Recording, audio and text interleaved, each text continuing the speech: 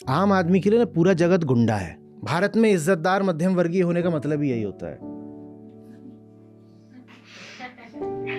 तुम जवानी में भी दब दब के चलोगे तो तनोगे कब? जब बुढ़ापे में कुबड़ निकल आएगा। प्रकृति वैसा होने नहीं देती आचार्य जी। क्या बोल रहे प्रकृति वैसा होने ही नहीं देती। हो? मेरा झुन्नू, प्रकृति वैसा होने नहीं देती। मैं तो नन्हा हूं, बेचारा हूं। प्रकृति न किसी की सगी है न किसी को ठगी है। ये दायित्व तो तुम्हारा है कि तुम प्रकृति को समझो, जीवन के नियमों को जानो। प्रकृति ने कोई साजिश नहीं रची हुई है तुमको परेशान करने की। नमस्ते सर। पहला सवाल से है। जी पिछले से हमारे साथ जुड़े हुए हैं। इनकी अटेंडेंस 90% और पार्टिसिपेशन रेट 20% है। रोहन जी अपने आप को अनम्यूट करें और अपना हाँ, सवाल रखिए। प्रणाम आचार्य जी। आचार्य जी, मैं आपसे 2 साल से जुड़ा हुआ हूँ। आपसे जुड़ने के बाद मुझ में काफी बदलाव हुए हैं, जिसका मैं सदा ऋणी रहूंगा। एक्चुअली घर में भी बहुत बदलाव हुए हैं। और मेरा सवाल थोड़ा पर्सनल सा है, मतलब पढ़ाई से रिलेटेड ही है।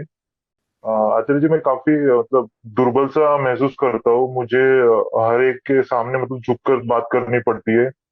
मैं लोगों से आंख मिलाकर भी बात नहीं कर सकता हूँ। एक्चुअली मेरे सारे दोस्त अच्छी जगह पे पीजी लग चुके हैं। और मैं अभी तक पीजी की एग्जाम क्रैक नहीं कर पाया हूँ। पढ़ने बैठता हूँ तो कुछ ना कुछ विचार आते रहते हैं। मतलब बम्बार्डमेंट होती है थॉट्स की, तो पढ़ाई में मन नहीं लग पाता है, कंसंट्रेट नहीं कर पाता हूँ। मतलब जिसके कारण उदासीनता आती रहती है। अभी थोड़ा मैं डायलेमा में हूँ कि मतलब इसके कारण मैं पढ़ नहीं पा रहा हूँ, तो एग्जाम पे फोकस करूँ पढ़ाई पढ़ाई करते हुए, या फिर वही घिसी पिटी जिंदगी नौकरी सरकारी नौकरी वाली करता रहूँ। मतलब कुछ मार्ग दिखाइए। मतलब मैं नौकरी के साथ पढ़ रहा हूँ फिलहाल। कम्युनिटी पार्टिसिपेशन रेट कितना बोला था इनका? 20%।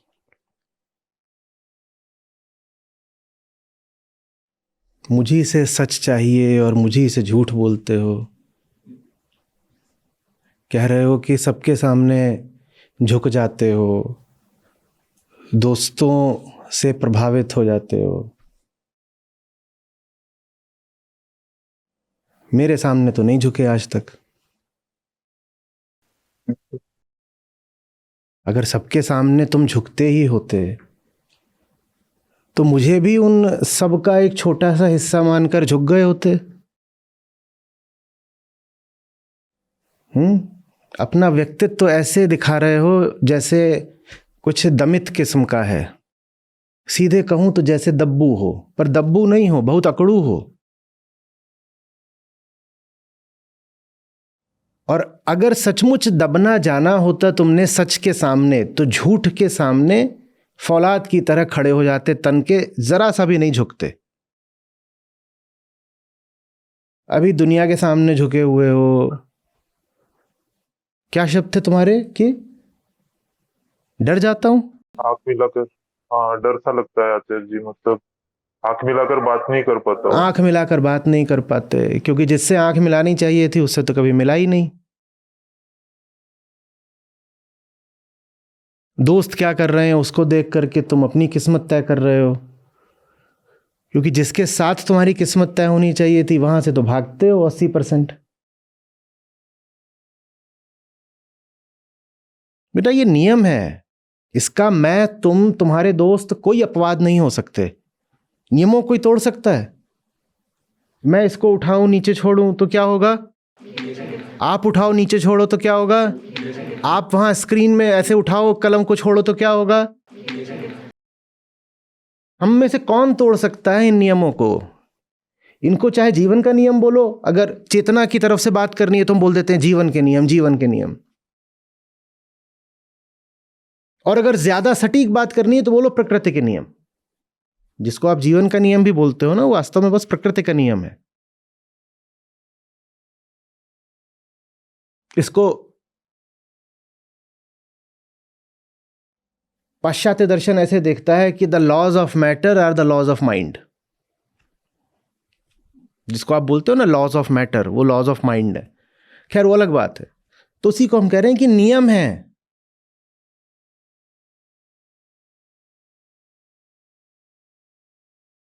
नियम है, इनको नहीं तोड़ पाओगे। कोई बोले मुझे दुनिया के सामने झुकना पड़ता है बात बात पर, तो मुझे बहुत उसमें विचार करने की जरूरत नहीं है। ये तो एक फॉर्मूले की तरह है। आपने जैसे ही कहा आपको दुनिया के सामने झुकना दबना पड़ता है, मैं तुरंत कहूंगा इसका मतलब है सच के सामने अकड़ के खड़े हो, वहां नमन नहीं हो पा रहा।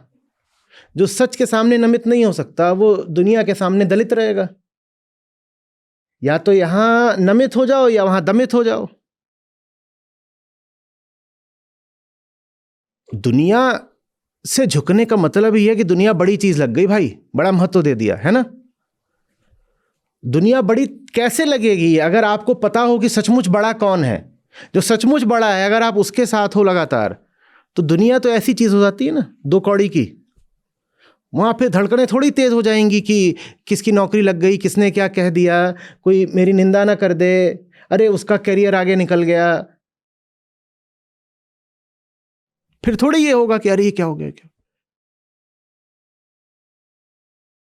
ये जो सारी भीरुता होती है और बलहीनता और सिकुड़ा और सकुचा जीवन, ये सिर्फ और सिर्फ, नियम बता रहा हूं, अपना कोई मत नहीं अभिव्यक्त कर रहा, नियम बता रहा हूं। ये सारा डर, ये कायरता सिर्फ एक जगह से आते हैं,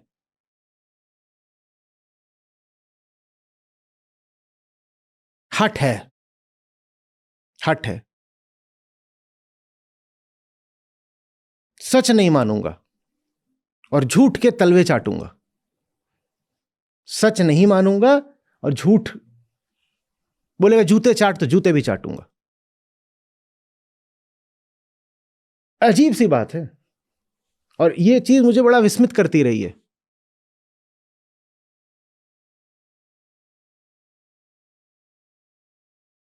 लोग दुनिया में बिल्कुल रीढ़हीन होते हैं।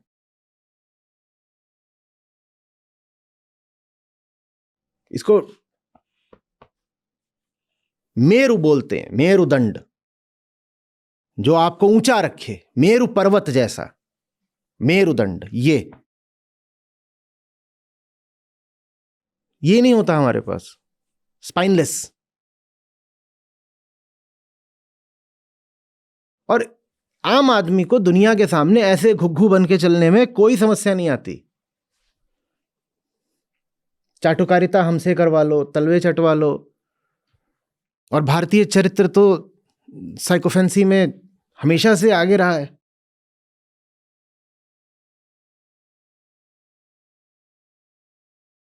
लेकिन यही आदमी जो दुनिया भर में दब्बू बना फिरता है, झुका झुका मरता है,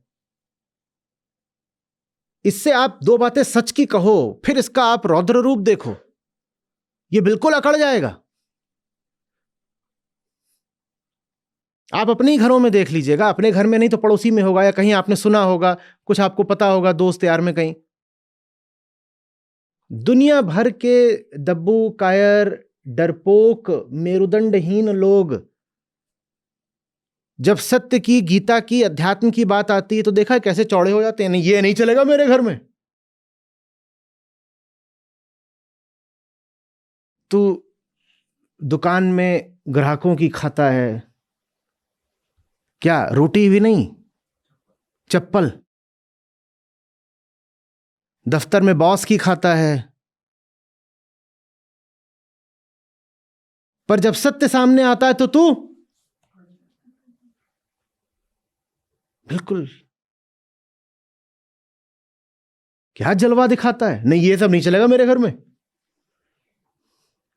बाकी जितने उपद्रव है सब चलते हैं तेरे घर में, सच नहीं चलेगा तेरे घर में। और उस समय पर तुम उसकी ठसक देखो, ये नहीं होने दूंगा मैं, ये नहीं चलेगा। तूने इतना ही संकल्प, ऐसी ही दृढ़ता अगर झूठ के खिलाफ दिखाई होती तो तेरी जिंदगी क्या से क्या हो गई होती। द्वैत है भाई जीवन। किसी को बहुत झुका पाओ तो जान लेना कि ये कहीं बहुत अकड़ा भी हुआ है। पक्का समझ लो। अगर किसी को देखो कि वो जगह जगह पर झुका हुआ है तो ये भी जान लेना कि कहीं पर ये बहुत अकड़ा हुआ है। अब झुकना अकड़ना तो साथ चलेगा, क्योंकि जीवन माने द्वैत। प्रश्न बस ये है कि झुक कहां पर रहे हो और अकड़ कहां पर रहे हो। झुकना भी होगा, अकड़ना भी होगा। चुन लो कहां झुकना है, कहां अकड़ना है।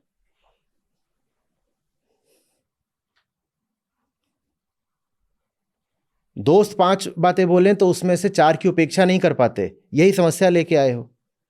मैंने 5 बार बोला तो 4 बार मेरी उपेक्षा करी, इसी को 20% पार्टिसिपेशन रेट बोलते हैं। ठीक। दोस्त की 5 बात में से 4 बात तुमने ऐसे ही उपेक्षित छोड़ दी होती तो अभी मुंह इतना छोटा सा नहीं हो गया होता।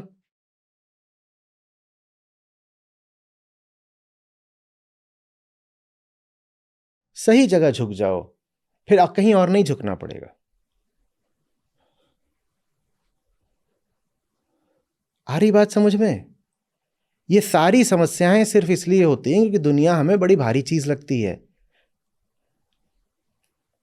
और है वो बुलबुला, कहते अरे जान ले लेगी दुनिया। उसकी अपनी जान नहीं है, तुम्हारी क्या जान ले लेगी। जान लेने देने की उसमें सामर्थ्य होती तो सबसे पहले वो खुद जानदार ना हो गई होती।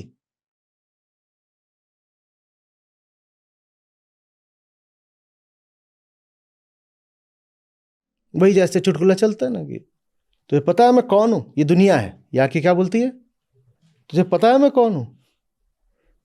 बोलो बेटा वो तो आपको भी नहीं पता आप कौन हो, और मुझे अगर पता भी चल गया आप कौन हो तो उससे इतना नहीं हुआ कि मैं आपकी इज्जत और कम कर दूंगा। आपके लिए तो अच्छा यही है कि मैं भ्रम में रहूं कि आप कौन है। जैसे जैसे आपका राज खुलता जाएगा, मैं जानता जाऊंगा कि आप कौन है सचमुच, वैसे वैसे तो आपका महत्व मेरी दृष्टि में और कम होता जाएगा। और ये मुझसे मत पूछिए कि आप कौन हैं। बेहतर यह है कि आप खुद पता कर लें कि आप कौन हैं। उसके बाद इधर उधर दूसरों को धमकाने और डराने दबाने की जरूरत नहीं रहेगी।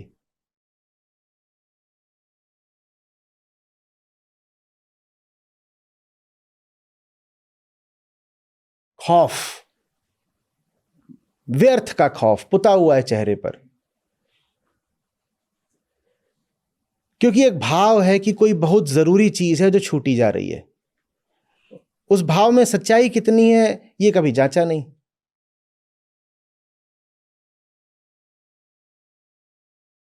कोई क्यों डरेगा, सोचो तो सही। कोई क्यों डरेगा अगर उसको पता हो कि जो मिल सकता है वो भी एक सीमा के आगे महत्व का नहीं है, जो छूट सकता है वो भी नहीं है। कोई क्यों डरेगा। और आप तो पढ़े लिखे आदमी हो, जवान हो, शरीर है अच्छा, अभी उम्र बाकी है, बीमार भी नहीं लग रहे हो। क्या जरूरत होनी चाहिए ऐसे कांपते डगमगाते दिखने की, थर थर थर थर थर थर। क्यों? क्योंकि 4 कोई मिल गए हैं ऐसे ही लफंगे, और कोई आके बता रहा है कि फलानी दिशा चले जाओ, ये करियर कर लो, वो कर लो। कोई और कुछ बता रहा होगा, किसी ने कुछ कह दिया, कोई ब्याह करके बैठा होगा, उसको देख करके कांप रहे हो। कमजोर पत्ते हो जाओगे तो साधारण हवा भी कपा देगी, है ना। लोगों को बहुत अजीब लगता है, कहते पर हमारी समस्या तो कैरियर रिलेटेड है ना, तो ये भजन में उसका समाधान कैसे मिलेगा।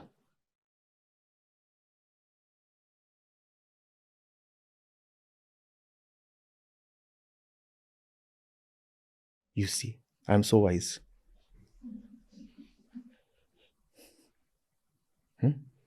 ये ऐसी सी बात है कि गाड़ी के पहिए नहीं चल रहे हैं तो फ्यूल टैंक्स में क्या भरे दे रहे हो, फिर जो भरना है पहिए में भरो। गाड़ी में ईंधन नहीं है, गाड़ी खड़ी हुई है, तो मालिक जोर कहां लगा रहे थे, पहियों को ठेल रहे थे। बोले थे देखो गाड़ी चलती है, ये कैसे पता चलता है, तो गाड़ी नहीं चल रही माने समस्या किसके साथ है? पहिए के साथ। तो मालिक लगे हुए हैं और पहिए ठेल रहे हैं, तभी कोई आया पीछे से, बोला उधर है भजन रिफ्यूलिंग पॉइंट, और वहां से लगाया फ्यूल टैंक में पाइप। तो झुन्नूलाल भैंस पे उतर आए, बोले समस्या तो है पहियों में, और तुम एक कुप्पी लेके आ गए हो, पता नहीं गाड़ी के पेट में क्या भर रहे हो, पेट थोड़ी खराब है गाड़ी का मेरी।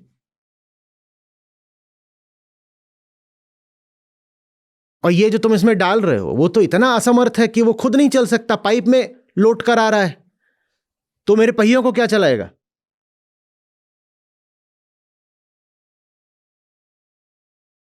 भजन से थोड़ी जीवन की समस्याएं सुधरेंगी, पहियों को धक्का दो तब सुधरेंगी। लगता है ना?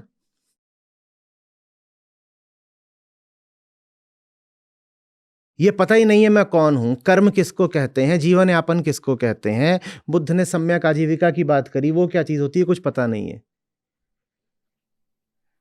मैं कौन हूं, रुपए पैसे से जीवन का रिश्ता क्या होता है कुछ पता नहीं है। कर्म जब लगातार करना ही है तो किस दिशा में होना चाहिए कभी सोचा नहीं, ये सब कुछ नहीं पता है। और जा रहे हैं करियर काउंसलर के पास। तुम्हें करियर काउंसलर की जरूरत है या गीता की? बोलो। गीता की।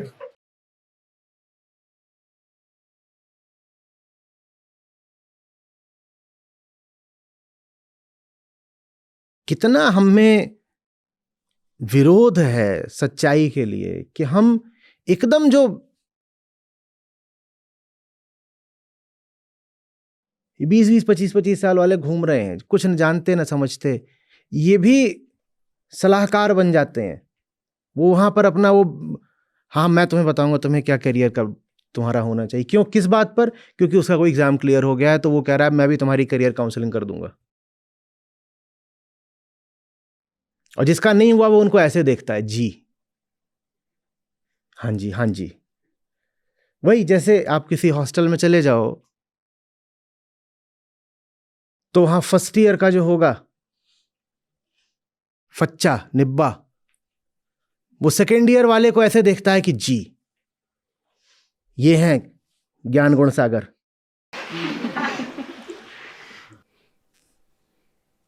होता नहीं होता है, और सर करके बात करी जाती है, इसको सर बोल रहे हो, इसके तो सर अभी तक उगा ही नहीं है, ये सिर्फ धड़ है अभी।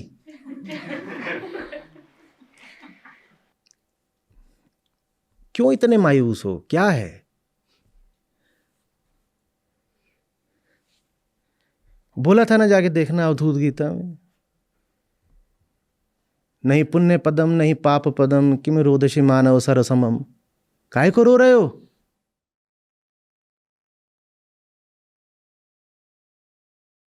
क्या हो जाएगा? ये सवाल हम पूछते ही नहीं। एक वेग डिप्रेशन, और डिप्रेशन जब भी होगा वेग ही होगा, क्योंकि क्लियर हो जाए तो डिप्रेशन काहे को रहे। Hazy feeling of unease, more than unease, a hazy heaviness। कोई पूछे कि किस वजह से, नहीं बता पाओगे। सारी समस्या यही है, वो हैवीनेस है ही इसीलिए क्योंकि तुम बता नहीं पा रहे हो किस वजह से। गो इनटू इट, उसकी जांच पड़ताल करो, पता चलेगा कुछ नहीं है, कोहरा है बस। जैसे कि आप कोहरे को अपने सामने देखो और आपको लगे कि ये कोहरा थोड़ी ही है, ये इमारत है। कोहरा इमारत जैसा लग सकता है ना, बड़ी भारी एक इमारत खड़ी हुई है सामने, और अगर कोहरा इमारत जैसा लगेगा तो कोहरे का वजन कितना हो जाएगा? बाप रे बाप, उसमें कोई वजन नहीं है। उसका वजन बस इस बात में है कि वो कोहरा है। जैसे ही स्पष्टता आएगी वजन हट जाएगा, वो जो बर्डन की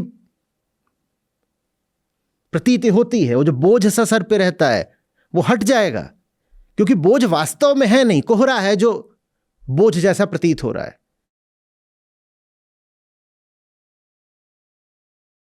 हम बस जड़ अनुभोक्ता बने रहते हैं उस भीतरी हेज के।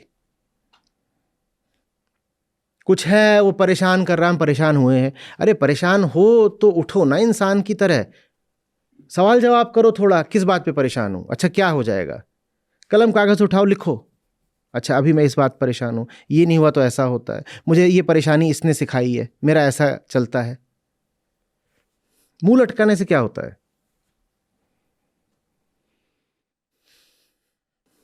तुम जवानी में भी दब दब के चलोगे तो तनोगे कब? जब बुढ़ापे में कुबड़ निकल आएगा।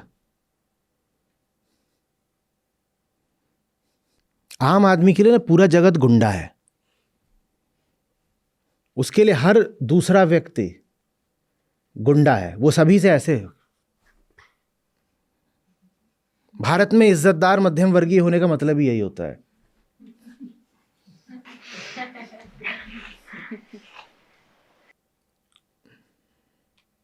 लाचारी पोतो, मैं लाचार हूं।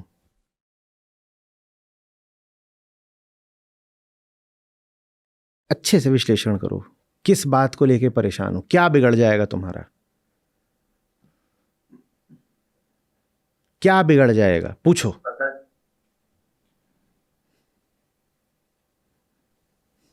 पता नहीं आचार्य जी, मैं मतलब जिंदगी ऐसी बैठ सी गई है, मतलब क्या करना चाहिए कुछ समझ में नहीं आ रहा है। अरे यार तुम हो कहां पे, तुम्हें यही नहीं पता तो आगे क्या करो, कैसे समझ में आ जाएगा? बड़े रौब से बोल दिया पता नहीं क्या करना चाहिए। अब तुम्हें ये नहीं पता क्या करना चाहिए, तुम्हें ये नहीं पता क्या हो रहा है, तुम्हें ये भी नहीं पता समस्या क्या है, तो तुम्हें ये कैसे पता है कि परेशान होना है? अगर तुम्हें ये नहीं पता कि समस्या क्या है तो तुम्हें ये कैसे पता है कि परेशान होना है? या तुम्हें समस्या पता हो और उससे मेरा निर्णय हो कि समस्या घोर गहन है, मुझे परेशान होना चाहिए। समस्या पता ही नहीं तो परेशानी कैसे पता हो गई?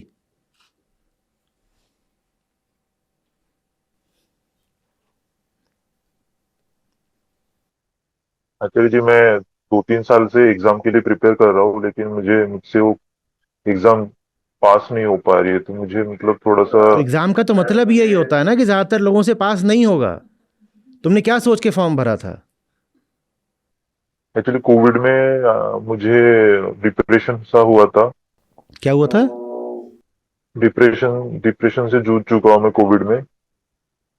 तो उसके बाद से मतलब आपको अभी 2 साल से सुना तो मुझे थोड़ी ये आपको थोड़ा।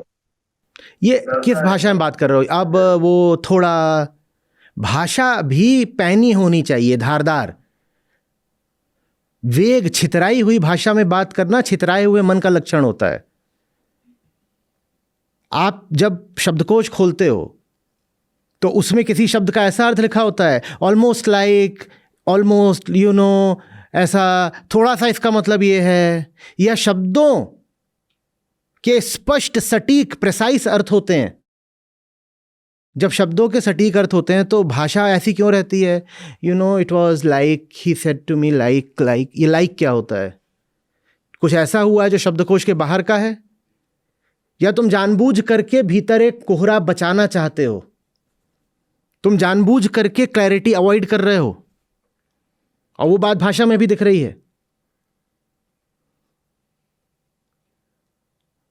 एग्जाम तो आपसे बाहर की बात है ना, और ये साधारण सूत्र है अध्यात्म का कि प्रकृति पर तो किसी का नियंत्रण नहीं चलता। आप अधिक से अधिक अगर स्वामी हो सकते हो तो किसके? स्वयं के। अब एग्जाम दे रहे हो, वो प्रतिस्पर्धात्मक है भाई, उसमें ऐसा भी नहीं है कि इतने प्रतिशत तुम ले आ लो तो तुम्हारा चयन हो ही जाएगा। वहां तो इस पे भी निर्भर करता है कि दूसरों के कितने प्रतिशत आ गए। तो जो कोई किसी परीक्षा का फॉर्म भरे उसको इस बात के लिए भी तैयार रहना होगा कि चयन नहीं भी हो।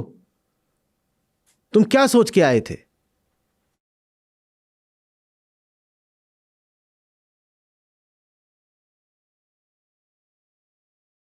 ये दो बातें याद रखा करो शोले वाली। जब भी किसी परीक्षा का फॉर्म भरो और बहुत लगने लगे कि मेरा तो होना ही है। तो एग्जाम सेंटर से लौटते हुए पूछो कितने आदमी थे रे, तो होश वापस आ जाएगा। और जब रिजल्ट आए और सिलेक्शन नहीं हुआ हो तो पूछा करो क्या सोच के आए थे।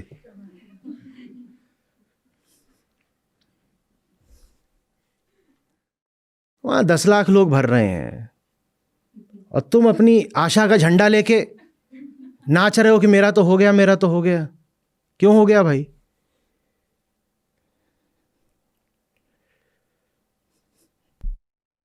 हाँ, अब नहीं हुआ है तो अब जो सही है वो करो। अब जो करा जा सकता है वो करो ना, तो मुंह लटकाने की क्या बात है? आचार्य जी वैसा ही मुंह बन चुका है मेरा अभी तक। क्या? हाँ, तो मुंह तो बन ही जाएगा ऐसा। तुम बेटा आज भी नहीं लिखोगे रिफ्लेक्शन, तुम्हारा पता है।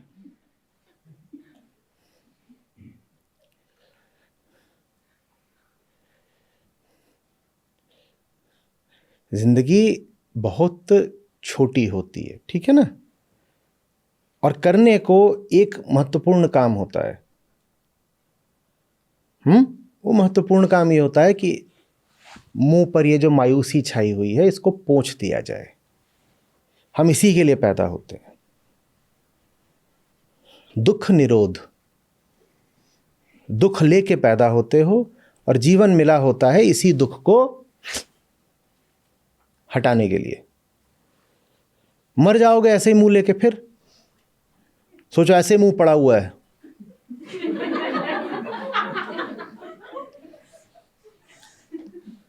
कोई आग भी ठीक से लगाने नहीं आ रहा, कह रहे देखो ये मर के भी मनहूस ही रहा।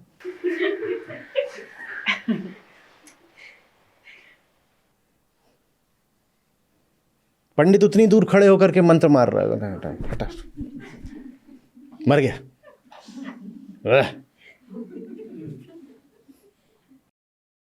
मर तो जाओगे ही, उससे पहले आनंदित हो लो थोड़ा।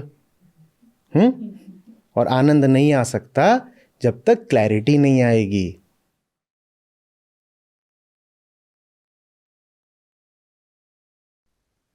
प्रकृति वैसा होने नहीं देती आचार्य जी। क्या बोल रहे हो? प्रकृति वैसा होने ही नहीं देती। ओ मेरा झुन्नू, प्रकृति वैसा होने नहीं देती। मैं तो नन्हा हूं, बेचारा हूं। प्रकृति न किसी की सगी है न किसी को ठगी है। ये दायित्व तो तुम्हारा है कि तुम प्रकृति को समझो, जीवन के नियमों को जानो। प्रकृति ने कोई साजिश नहीं रची हुई है तुमको परेशान करने की। तुम चल रहे हो सड़क पर, वहां खंभे हैं, वहां गड्ढा भी हो सकता है, वहां पेड़ हो सकता है, वहां वाहन हो सकते हैं, वहां दूसरे लोग हो सकते हैं। तुम उनसे जाकर भिड़ जाओ, उनकी क्या गलती है? तुम जा रहे हो एक जंगल में या एक खूबसूरत बाग है, उसमें पेड़ हैं, बहुत सुंदर है, और तुम जा जाके वो दरख्तों पे अपना माथा फोड़ रहे हो और बोलो प्रकृति ने मार दिया। प्रकृति ने मार दिया? प्रकृति में पेड़ इसलिए थे कि तुम्हारा माथा फूट जाए, इसलिए थे। तुम जाके उनसे भिड़ो, इसमें प्रकृति की या जीवन की क्या गलती है? जीवन ना अच्छा है ना बुरा है, वो तो सब तुम्हारी स्पष्टता, बोध, क्लैरिटी पर है कि जीवन का तुम्हें क्या सिला मिलता है।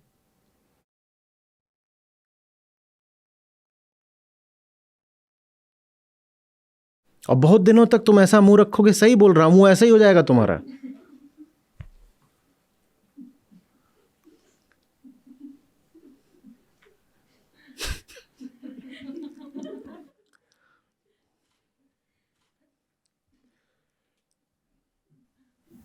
कोशिश करूंगा आचार्य, कोशिश करूंगा थोड़ी खुद को काम करने के लिए। कैसे करोगे काम? हाँ, वही जो कुछ भी दुविधा दे रहा है वो लिख के, इस पे काम करके। तुम एक उम्र के हो, ठीक है? तुम आगे कुछ काम करना चाहते हो, अपने आप से पूछो अच्छा काम क्यों करना है। एक बार को जितने तुम्हारे मन पर दबाव हैं सारे हटा दो, पूछो मुझे कोई भी काम क्यों करना है। कुछ जवाब आएगा, उसमें से जो जवाब बिल्कुल ठीक लगे, ठोस, पूछो अच्छा तो इस वजह से काम करना है, तो कौन सा काम करना चाहिए, उसके लिए क्या रास्ते हैं। तो काम करने के बहुत सारे जो गलत व्यर्थ कारण होते हैं वो हट जाएंगे। ये जो हम एक ही एग्जाम के पीछे कितने कितने सालों तक लगे रहते हैं, या दोस्त किसी दिशा में सफल हो गए हम उनके पीछे लगे रहते हैं, वो सब हटेगा। फिर तुम्हें पता चलेगा तुम्हें अपनी जिंदगी जीनी है। तुम्हें समाज की या दोस्तों की जिंदगी तो नहीं जीनी है। तो तुम्हारी जो अपनी जिंदगी है उसमें तुम्हारे लिए क्या ठीक है, एक बार जान जाओगे तो फिर इतनी मजबूरी नहीं रहेगी। और एक बात और समझना अच्छे से, बहुत अच्छी बात होती है जब सब लोग एक ही दिशा में एक ही सड़क पर भागे जा रहे होते हैं। भागने दो उनको। इसका मतलब जानते हो क्या होता है? दूसरी सड़कों पर ट्रैफिक कम मिलता है।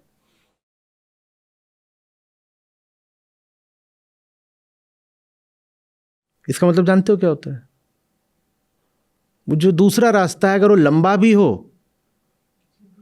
तो उस पर सुविधा भी ज्यादा रहती है और समय भी कम लगता है। भले ही वो रास्ता लंबा था, भले ही वो सड़क उबड़ खाबड़ थी, लेकिन उस पर लोग इतने कम थे, इतने कम लोग थे कि रास्ता आनंद में गुजरा। और कुल मिलाकर के सड़क के लंबे होने के बावजूद और सड़क के उबड़ खाबड़ होने के बावजूद भी समय भी कम लगा, क्योंकि सब के सब एक ही सड़क पे भाग रहे थे। क्यों? क्योंकि सब डरपोक हैं, सब एक दूसरे को पकड़े हुए एक ही सड़क पे भाग रहे हैं। मतलब समझ रहे हो क्या बोल रहा हूं? हाँ सर।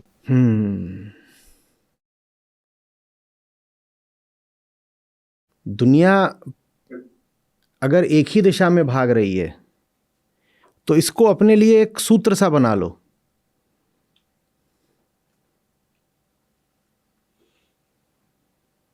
कि पहली वरीयता उन रास्तों को देंगे जिन पे दुनिया नहीं चल रही है। नियम नहीं है, नियम नहीं है, सूत्र है। वरीयता कहा है, निर्णय नहीं कहा है। जो काम सब लोग कर रहे हैं सबसे पहले तो ये कहो ये नहीं ही करना है।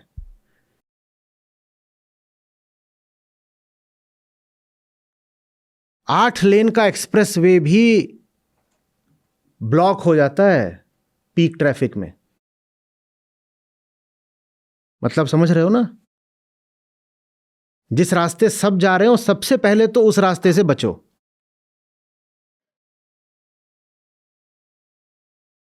और एक्सप्रेस वे इतने लेन का बना दिया गया है, इससे बस ये पता चलता है कि सब उस पर जा रहे हैं।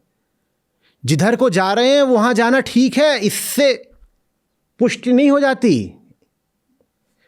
सब मूर्ख हो जाएं, किसी एक विशेष जगह की ओर जाने लगे क्योंकि सबको विश्वास हो जाए कि उस जगह पर जाने से स्वर्ग मिल जाता है। तो भारी हो जाएगा ट्रैफिक। जब ट्रैफिक बहुत हो जाएगा तो वहां एक्सप्रेस वे बना दिया जाएगा। कितनी भी लेन हो सकती हैं, 6 लेन, 8 लेन, 12 लेन, 16 लेन, कितनी भी हो सकती हैं। उस सड़क की चौड़ाई देख करके क्या यह सिद्ध हो जाता है कि जहां को सड़क जा रही है वो जगह ठीक ही है? इससे बस ये सिद्ध होता है कि बहुत लोग उस तरफ जा रहे हैं। यह नहीं सिद्ध होता कि बहुत लोग सही तरफ जा रहे हैं। पहला तो यही ख्याल किया करो जहां सब जा रहे हैं वहां नहीं जाना। मैं ये नहीं कह रहा हूं इसको नियम बना लो कि धारा के विपरीत निश्चित रूप से जाना है, पर परखा सबसे पहले यही करो, अच्छा जिधर भीड़ है वहां से बचना है, वहां नहीं जाना।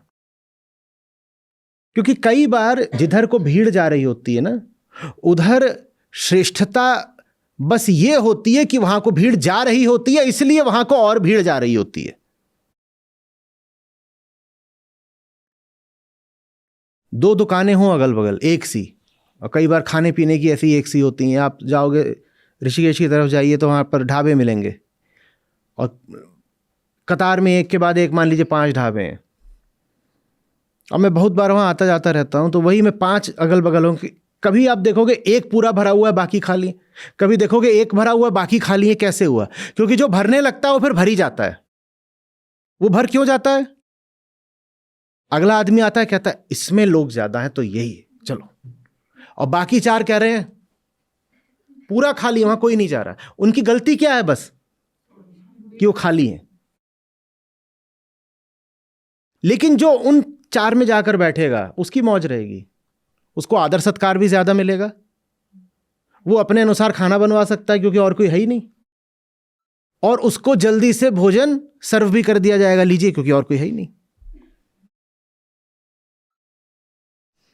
हम चूंकि डरे हुए लोग हैं, तो इसलिए हम ये नहीं देखते कि हमें कहां जाना है, हम ये देखते हैं भीड़ कहां जा रही है।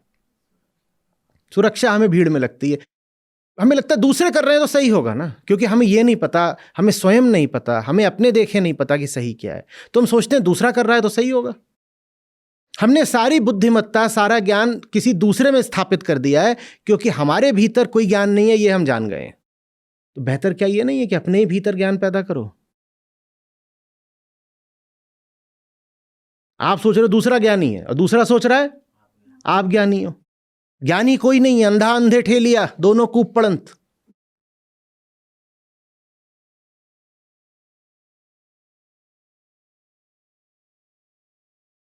हमने तो संख्याओं को पैमाना बना लिया श्रेष्ठता का।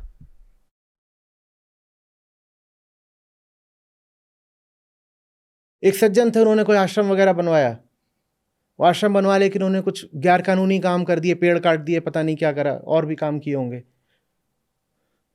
तो उनको जाकर के पूछा जा रहा है कि ये आपने सब करा है, ये ठीक नहीं है, और उनको दस्तावेज दिखाए गए, ये आपने गलत काम करा है। तो पहले उन्होंने इधर उधर की बातें करी, जब फंस गए तो बोले मेरे यहां पे हर रोज 5000 लोग आते हैं, क्या वो गलत है? ये हमारा तर्क होता है। अगर संख्या मेरे पक्ष में है तो मैं ठीक ही कर रहा हूं। या मेरे यहां पे तो बहुत बड़े बड़े लोग आते हैं, सब धनपति उद्योगपति मेरे यहां आते हैं, सब राजनेता मेरे यहां आते हैं, तुम कह रहे हो मैं गलत हूं, तो क्या वो सब राजनेता भी गलत हैं? ये तर्क है कोई? ये तर्क है? पर ये तर्क हम सबका तर्क है, इसलिए तर्क चल जाता है कि अगर 10,000 लोग ऐसा कर रहे हैं तो। जब चीन की आबादी पहले 1 बिलियन हुई थी, तो एक मुहावरा निकल पड़ा था, 1 billion Chinese can not be wrong. आज से कई दशकों पहले की बात है, जब चीन 1 बिलियन पहुंचा था, तो ये मुहावरा ही बन गया था, 1 billion Chinese can not be wrong. ये लोक सत्य है हमारा, क्योंकि 1 बिलियन है तो गलत थोड़ी हो सकते हैं। और एक बात अच्छे से समझिएगा, 1 बिलियन है तो गलत ही होंगे, क्योंकि सत्य तो अकेला होता है। अगर 1 बिलियन लोग एक साथ ठीक हो सकते तो पृथ्वी आज वैसी नहीं होती जैसी हो गई है। जहां भीड़ देखो वहां समझ लो अज्ञान ही होगा। अगर गीता आप पर जरा भी उतरी है, ज्ञानियों की बात आपको थोड़ी भी समझ में आई है, पहली चीज ये होगी कि आपको भीड़ से थोड़ी असहिष्णुता हो जाएगी। आप जिधर देखोगे कि सब जा रहे हैं, आप थोड़ा ठिठकोगे। मैं नहीं कह रहा अनिवार्य रूप से जिधर सब जा रहे हो वो जगह या वो दिशा गलत ही होती है, पर ज्यादा संभावना यही होती है कि इतने लोग एक तरफ को जा रहे हैं तो वो जगह ठीक तो नहीं हो सकती। जिधर को देखो कि बहुत लोग हैं, वहां पर तुरंत ये बात कौंधनी चाहिए कि इतने लोग हैं तो कुछ गलत ही हो रहा होगा।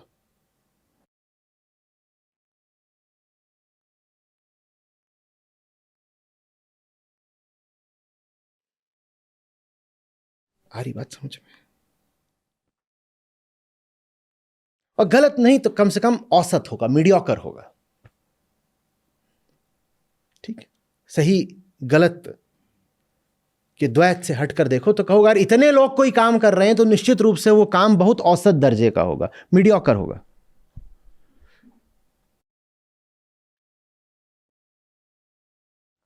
श्रेष्ठता और साहस एक दूसरे के पूरक होते हैं।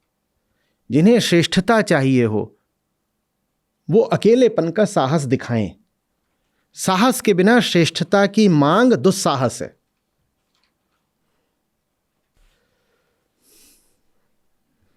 विल्हेम राइख का कॉमन मैन याद है ना, लिटिल मैन? वहां सारी बात ही क्या कही उन्होंने कि कॉमन मैन जो कुछ करता है वो बहुत मीडियोकर होता है, और कॉमन मैन ही कॉमन मैन है चारों तरफ, 99% तो वही है। तो माने जहां भीड़ होगी वहां क्या होगा? मीडियोक्रिटी, श्रेष्ठता रहित कुछ हो रहा होगा। इसको कोई अंधा नियम मत बना लेना अपने लिए, पर यह बात विचार में जरूर रखना।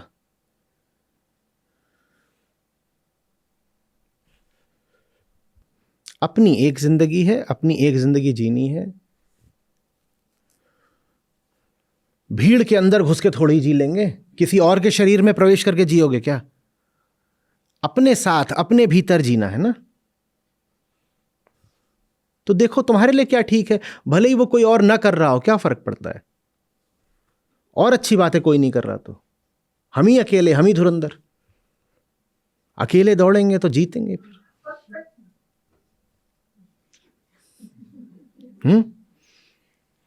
ये जीतने का फॉर्मूला बता दिया पूरा। ऐसी रेस दौड़ो जिसमें दूसरा कोई है ही नहीं।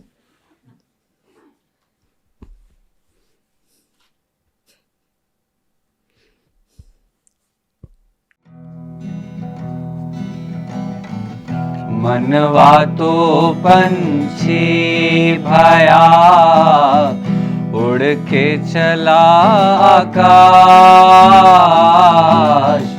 मनवा तो पंछी भया, उड़ के चला आकाश। ऊपर ही ते गिर पड़ा, मन माया के पास रे साधो, मन माया के पास। मनवा तो पंछी भया, उड़ के चला आकाश। मनवा तो पंछी भया, उड़ के चला आकाश। ऊपर ही ते गिर पड़ा, मन माया के पास रे साधो, मन माया के पास। मन के बहुतक रंग हैं, छिन छिन बदले सोय। मन के बहुतक रंग हैं, छिन छिन बदले सोय। एक रंग में जो रहे, ऐसा बिरला कोई रे साधो, ऐसा बिरला कोई। मन के बहुतक रंग हैं, छिन छिन बदले सोय। मन के बहुतक रंग हैं, छिन छिन बदले सोय। एक रंग में जो रहे, ऐसा बिरला कोई रे साधो, ऐसा बिरला कोई। सात समुद्र की एक लहर, मन की लहर अनेक। सात समुद्र की एक लहर, मन की लहर अनेक। कोई एक हरिजन उबरा, डूब नाव अनेक रे साधो, डूबी नाव अनेक। सात समुद्र की एक लहर, मन की लहर अनेक। सात समुद्र की एक लहर, मन की लहर अनेक। कोई एक हरिजन उबरा, डूबी नाव अनेक रे साधो, डूबी नाव अनेक। साधो यह मन मसखरा, कहूँ तो माने रोज। साधो यह मन मसखरा, कहूँ तो माने रोज। जा मार्ग साहब मिले, ताहा न चाले कोस रे साधो, ताहा न चाले को। साधो यह मन मसखरा, कहूँ तो माने रोज। साधो यह मन मसखरा, कहूँ तो माने रोज। जा मार्ग साहब मिले, ताहा न चाले कोस रे साधो, ताहा न चाले को।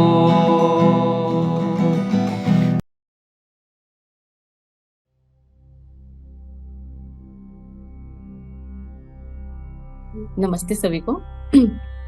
मैं गुंजा अभी काफी टाइम से यूट्यूब पे सुन रही थी आचार्य जी को, और अभी तो फरवरी माह से मैं सत्रों में भी जुड़ी हूँ, तो बहुत ही अच्छा लगा। पहले तो सबसे पहला तो बहुत बहुत ही धन्यवाद आप सबको कि आपने हमारे जीवन को ना जीने लायक बनाया। मतलब इसकी जिम्मेवारी ली। जिंदगी तो मिल गई थी, बस मिल गई थी, जी ले ऐसा करके, पर उसको जीने लायक बनाने का जो तरीका है ना, ये सिखाने की जो आप लोगों ने जिम्मेवारी ली, इसके लिए बड़ा तहे दिल से आप लोगों का धन्यवाद। और मैं आज के सत्र से जो हमें सीख मिली वही है, जो अपने को बेहतर बनाने की, जो अपनी पुरानी आदतें हैं ना, जिसमें हम हर चीज को अपने जैसा ही बना लेते हैं, तो उनको छोड़ना और खुद को गीता और वेदांत की तरह बनाने की कोशिश करना। मतलब कोशिश करेंगे तभी शायद बन पाएगा ना।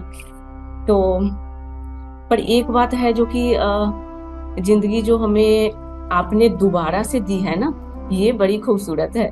जो पहले वाली जिंदगी थी उसको बड़ा साफ सुथरा पोंछ के और उसको सुलझा करके दोबारा से दिया आप लोगों ने, और अब इसको अच्छे से जियो। और रोज रोज ये सत्रों के द्वारा जो हमें तो घूंट दी जाती है, या क्या कहें उसको,